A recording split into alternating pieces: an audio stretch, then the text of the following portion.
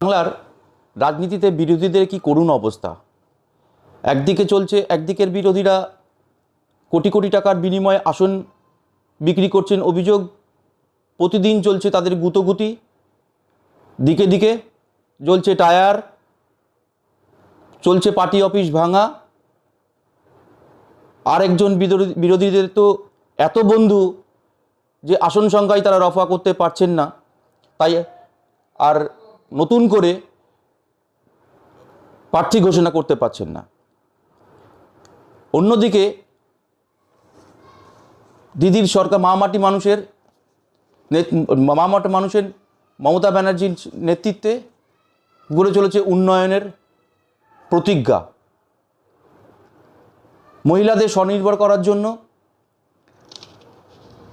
লক্ষ্মীর ভাণ্ডার, ঐতিহাসিক লক্ষ্মীর ভাণ্ডার 18,000 টাকা এবং SC ST জন্য 20,400 টাকা।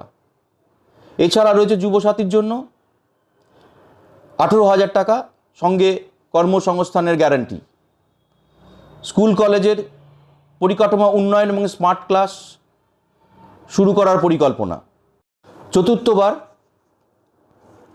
মমতা বন্দ্যোপাধ্যায় রেকর্ড সংখ্যক আসন নিয়ে সরকার গড়বেন। এটা শুধু সময়ের অপেক্ষা, মিলিয়ে দেবেন বিরোধীরা।